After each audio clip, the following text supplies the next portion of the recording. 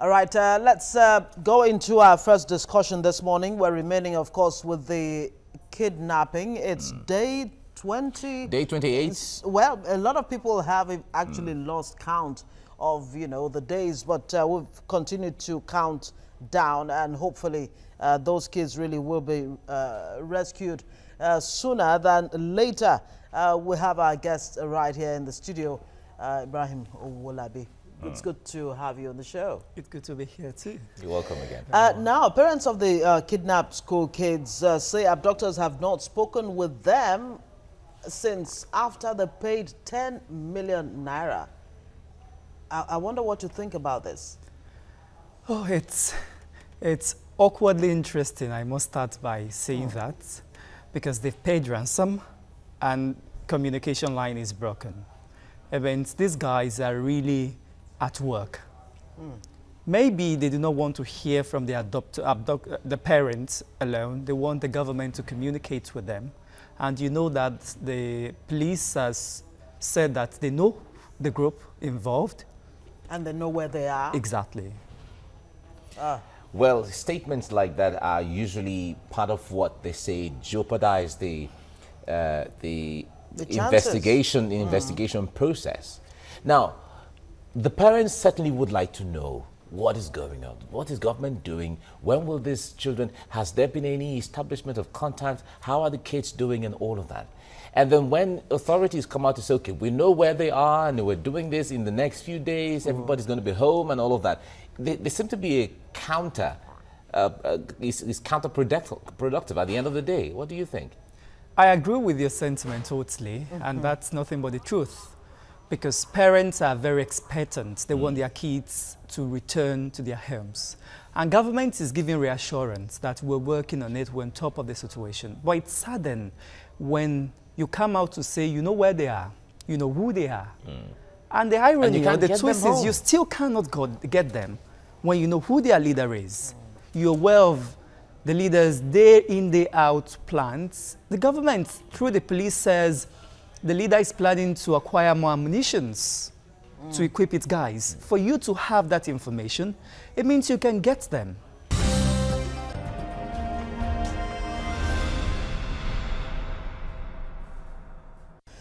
All right, you've been updated. That first piece of news, the update there, talks about the arrest of those involved in the Turkish school kidnap. How reassuring is that? Hopefully that eventually the people involved in this school kidnap will be caught. Yes, they will. For the Nigerian police to arrest the guys involved in the Nigerian Turkish international kidnap, it means they are actively working. We must give kudos to them. They are working. There is total improvement in their investigation and intelligence systems and work now. So they're working. However, there is a line of the news that is linking the Nigerian Turkish international kidnap with the Ebola kidnap. Oh, okay. Yes. Saying they are from the same group and all of that. So if you can, clearly, if you can get these ones, they are a primary source to get America, who is the revered and highly rated leader of the dreaded kidnap group. So this is a source, and it must be utilized to get and sieve information to kidnap, to, beg your pardon, rescue the remaining 6 students in their captivity. Yeah, a lot of people really threw out the sentiments there that the kidnap of Evans and then the kidnap of... arrests? The arrest. Oh, sorry, I used the word kidnap. The arrest of Evans... the police to kidnap us now. Of course, they cannot. No, they cannot. Now, the arrest of Evans and the arrest of the other kidnappers around Kaduna, Abuja Expressway, and all of that would translate into the speedy recovery and rescue of these boys. But would it really translate to that? Even though we see these things as a syndicate anyway. Maybe not, because Evans has been on the watch lists of the Nigerian police for about 2 years, and now we're getting him. It means we might, if we're going by that, we might have to wait for 2 years more to rescue those 6 school students. Oh my. What this is saying is the government is working, no doubt. And don't let's forget that the governor of Lagos, Mr. Akinwumi Ambode, is from Ekpe. So that is home country. He sure will not want to keep looking. 28 days is counting. Pressure, I am aware that the state government and the House of Assembly precisely is working tirelessly on this to make it a reality, ensure that the school students are rescued. But once we do not see results, work is not seen. Yeah, because that's what parents want absolutely. to see. Exactly. Now, of course, there were mass withdrawals of students by their parents from this Igbola school when they reopened. Obviously, that means they don't have confidence both in the school authorities and in the government, you know, to provide security for their kids. You have the project, you know, Africa project. Involve Africa, actually. What's your take on, you know, when parents actually clearly lose confidence in the system? What are the implications of that? Yes, for me, parents of students in that school have done nothing but right. This is not the first time it's happening. Yeah. So it's a reoccurrence. And if it's reoccurring, it means you're losing assurance and confidence for the second time. It's very logical. So they have acted in the right way, right manner to secure the future of their kids. The onus now is on the government to institute systems and structure that guarantee security of lives and everything within that community. The Olu of Ekpe has shared is dissatisfaction and, you know, loss of confidence in the police and the fact that the community is unsafe. Fishermen within environment are also testifying that these guys are always coming around.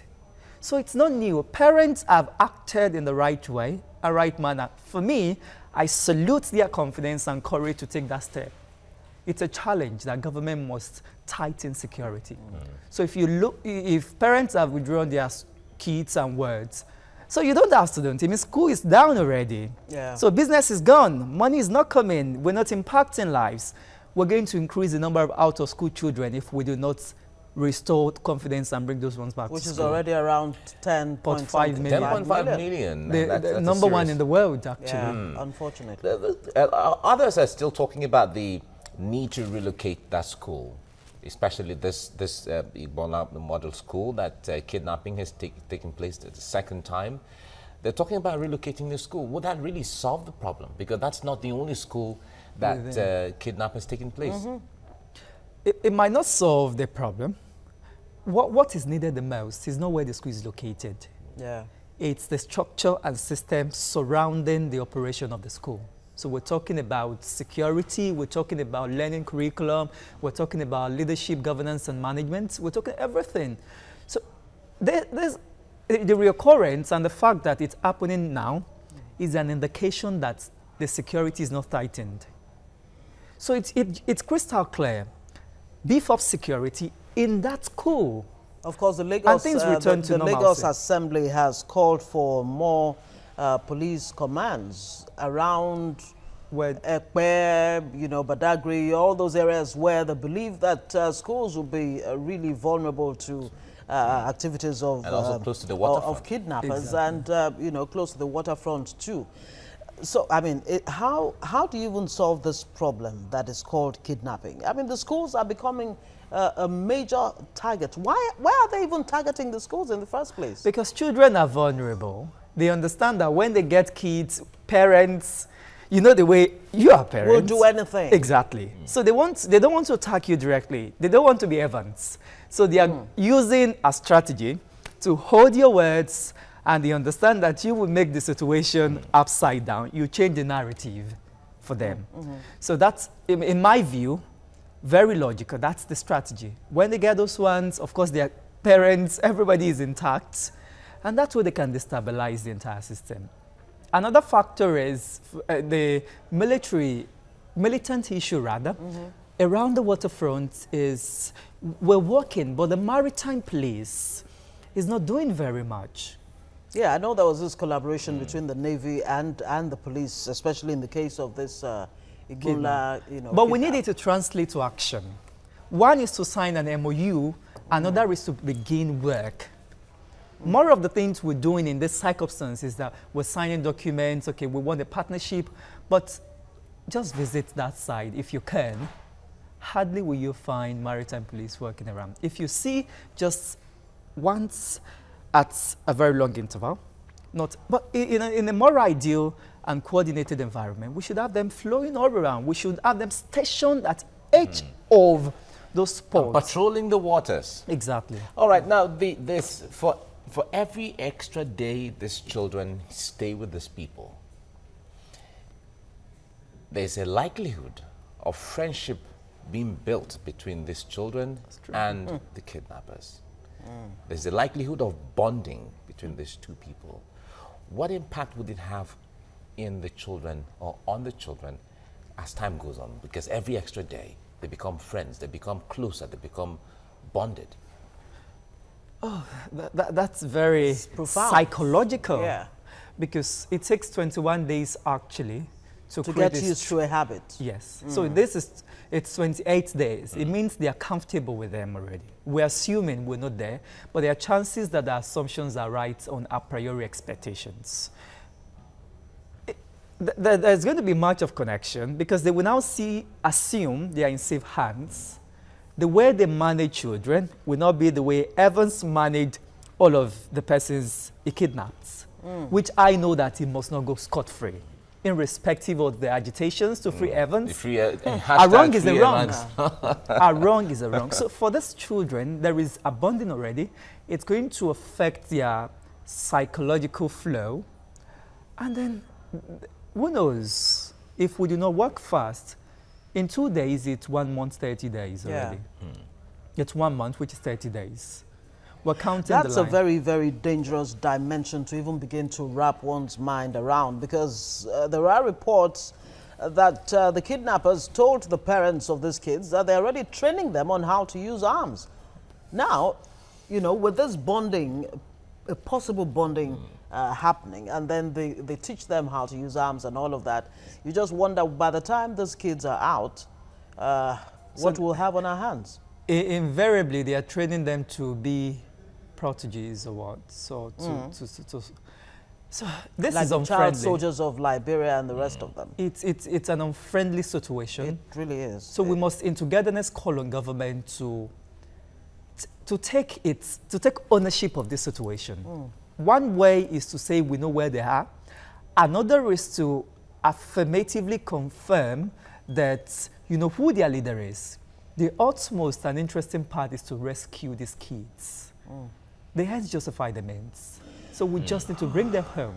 All right, in all of this, intelligence gathering or the use of intelligence is really key to all of this. Now, when the police come out sometimes say, we know where they are, we can do this, and we have the gadgets, we have everything that's needed, we have the manpower and all of that. Does it really translate to the capacity and capability of the Nigerian police? For intelligence, I think, I said earlier that the Nigerian police is improved. There is massive work going on, and we can see it. Just that we need rescue to confirm these assumptions or realities. So for me, the intelligence is upright, it's right. The only way intelligence becomes verified or assured is when we rescue them. Yes, indeed. And as much as I hate to re-echo what we heard, that Evans, the billionaire kidnapper, actually more or less endorsed the Nigeria police. I thought that was a bit worrisome. You know, me, where he said he has nowhere to go. He actually said, look, you know, point blank, that the Nigeria police of yesterday is not what obtains today.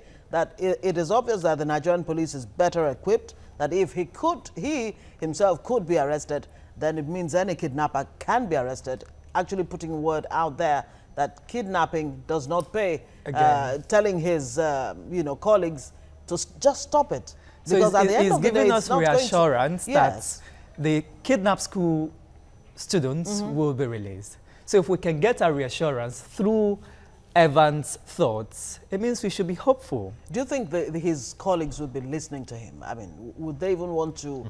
I am not in that cycle, but let's assume. I'm just trying to imagine. Imagine, Yes. you know, These guys are deadly. when such a dreaded head or kingpin of kidnappers says, look, it just does not pay. You think they will begin to have a rethink?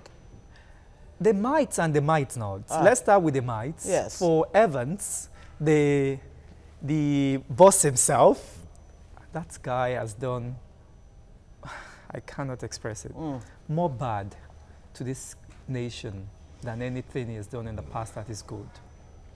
Well, a lot of people are going to feel, because he came out and said, okay, if you can forgive me, I am changed now, I'm now a Christian, you know. I will even lead the charge in anti-kidnapping campaign. It's not going to work. And all of Many that. families are down because of him.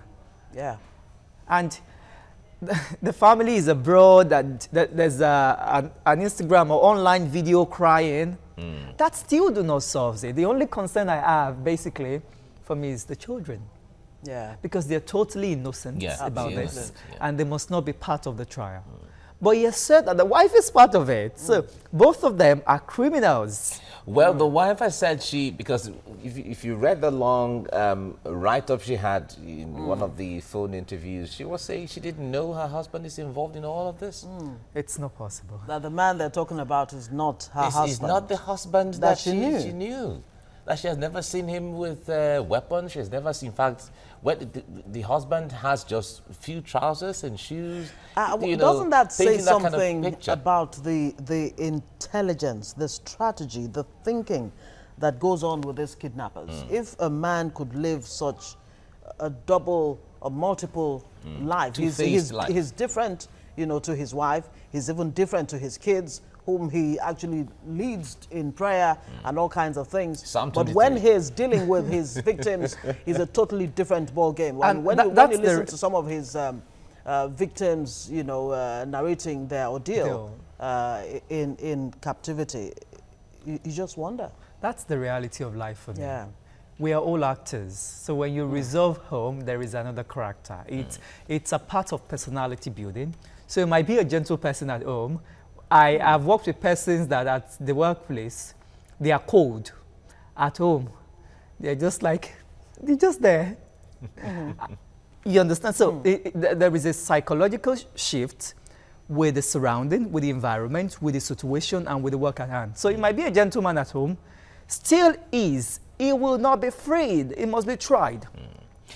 Certainly when it comes to that, the law has to take its course. But we're just trying to liken this to the everyday society so we get to have a better understanding.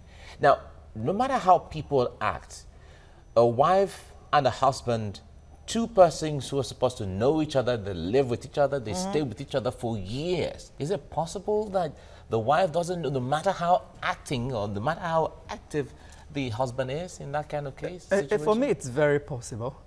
We've heard stories of 20 years, 30 years marriage, and still you can't study a man. Either a man or a woman. A man is a man, so it can be a man or a woman by sex. You cannot, we change. So tomorrow someone can decide it's about positioning, it's what they want you to see. Yeah. It's to influence our perception. It's a theory, perception management. So someone can be in a marriage for many years, and they will act up along the line until death came calling. Yeah, and if somebody as close as a spouse is not aware of what the other is doing, how much more the neighbors? I mean, we're still talking about Evans. We've managed to drift, but we're still talking about kidnapping anyhow. Yes. His neighbors had no idea. There was no way they could have had any inkling that he was into this kind of business. I guess, you know, if they were asked what he was doing, they would just say, "Oh, he's a businessman." Yeah, it means and that he was actually into business. Business, yes. It's also a call for all of us to get closer to our neighbors. Let's find out what they are doing, where they work. Not even for kidnap or arrest issues, for emergency situations. So you know who to call, who to speak with. You live in an apartment, and the only thing you do is good morning, good afternoon, good evening. That's all. In most cases, you don't even have the good mornings and good afternoons, because all the walls in the gated residences, if you go to all the area where Evans was living, if you go to Ikoyi, as the case may be, you only walls, see him in the car. exactly. Or guys going. Just a car driving out of the gate is what you see every morning. Apart from that, you don't see anybody, you don't see anything. So you don't even have the opportunity to say good morning. But we also need to know that I agree basically with that, but there is a CDA, which is Community Development Association, which is voluntarily. Yes, is optional. Yeah. It's optional. Fine. So you but may or may not. It's high time we started to make it compulsory. So every landlord is a part, and through you, we can have an insight of the occupants of the apartments. So when situation happens, we don't call them, we call you. And when the landlord is the one who doesn't want to be involved. It makes it more complicated. Very complicated. It means we have evolved from that communal setting. I remember growing up, I mean, the neighbor actually brought up the kids. For me, growing up, you know, I'm a very young person, and many years back, if a wrong has happened, yes, neighbors will beat me. Would spank you. When my mom come, she'll tell me, thank you. But that has changed. It has. If someone is with... But it has changed more for the cities. Lagos, Abuja, maybe Port Harcourt. But if you go back to the homes, if you go to the villages in Enugu State, or maybe in Benue State, or maybe in Plateau State, you still find that. So those values are still the values respected. are still there. It's just the cities where Lagos, every metropolitan, everybody is so busy and all of that. So you don't find that communal setting. But you go to Niger State, go to and really, it's not helping us. Yeah, it's not. But for me, as to the kidnap school children in Ekpe, we must, in togetherness again, ask the government of Lagos, and most importantly, the federal government to intervene. yes. It's not fair. 28 days, mental block, psychological affectation, and in the end, it could lead to mental illness. Absolutely, and even when you hear that the kids, all they've been eating is noodles. Imagine eating noodles morning, noon, and night. Nutritional issues. You do that for a space of 28 days, and who knows how long more. That in itself will create some kind of problem by the time they're out. It will. It means they are going to be malnourished for within 28 days and still counting, because we don't know when they'll be released. And that will affect their dietary plan, their growth also. So medical-wise, they are not stable. Mentally, they're in danger. And they're all around it. Now this has taken place in Lagos, but when it comes to intelligence collaboration, security collaboration, how far should it really go? Because the waterfront is just the waterfront. From here, you could go to Ondo State. From Ondo State, you could go to River State, Bayelsa State, and all of that. How should that intelligence and surveillance expand in that area to be able to apprehend these people? I believe it should be a national project, not state interventions. So you connect states where waterfront has got linkages. So if Lagos is tightened and there's a borderline, Lagos is secured. But what of Ogun State? They can always come in. So it should not just be about state by state. It should be a national project where you are instituting real-time intervention to tighten this and make it work. Because if you're not building alliance, it's about alliance formation. It's a developmental work. If you're not building alliance, it's like you're doing nothing. Yes, indeed. And so much has been said about the state of, you know, the system that has allowed for such crimes to happen. Kidnapping, armed robbery, all of those are on the rise. Now, as a young person, if you were to assess this government so far that has said, you know, it wants to diversify the economy, it wants to use agriculture to, you know, diversify the income sources and all of that for the nation. And get youths involved. And get youths to actually drive it. do you see a very, very serious, a really serious engagement of the youth by government and maybe even subsequent governments before now? Yes, we must acknowledge the successes recorded while we analyze what can be improved upon. Successive governments and the current government is trying. Remember Shopee during the last administration. Remember there is another fund for enterprise and entrepreneurship. You win. So those funds were targeted at engaging young persons to reduce unemployment rates and put them at work. The current government, led by President Muhammadu Buhari, of course, has also tried. There is a project called the Empower Project, yes, which seeks to engage young persons who are out of school. You graduate and ensure that for the next 1 year, 2 years, they are engaged. But the sustainability is the next question I want to ask. After 1 year, what happens to them? So you're only engaging them for the short term, which in turn will not translate to sustainable development. Is it just sustainability or even access? Lagos State, for example, has some 25 billion naira or so set aside to help. For the trust fund. Exactly. How accessible are some of these funds, you know, for young people? Lagos is really accessible. It's an open system. Yesterday, I was at the House of Assembly and a colleague and I were talking about the Lagos State Employment Trust Fund. If you apply and they grade, if a young person is applying, they will grade your application. If you qualify for the loan, they will call on you. That's how open it is. They are operating. There's a development vision we're seeing in Lagos. It's called the Lagos Development Plan. So we're not running business as usual. We're seeing development in full field. We just need the federal government to incorporate what we're doing in Lagos and spread it across 6 geopolitical zones of this country. So the trust fund in Lagos is accessible. What we need to do, and I know that the agency in charge is doing, is to increase awareness. The people who this fund will help their business grow, but they are not aware about it. So they need to take that to local... The vulcanizer, the carpenter, the bricklayers, the artisans in general. The tiler and all of that. I ask that because, you know, when these kidnappers are arrested, let's not forget we're talking about kidnappers now. When they're arrested, what you hear from them is, I didn't have a job, I had to help my family and all of that. They put out all kinds of excuses, you know, as to why they're involved in this crimes. It's about economic power and economic prosperity. It's no news, I have to say this, that the state of unemployment in Africa is alarming. It's increasing, it's not going down.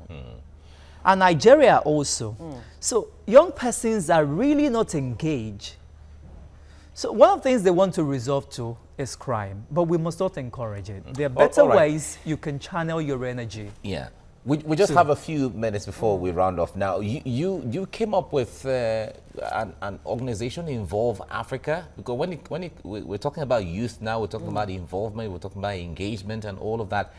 You mentioned development of vision earlier on. How does Involve Africa come in here to help? Because there are shortcomings in whatever government is doing, even though they're trying, Yes, Involve Africa is a development project targeted at ensuring that young persons on the soil of Africa are directly connected, concerned, and engaged in developmental issues, governance, and social progress.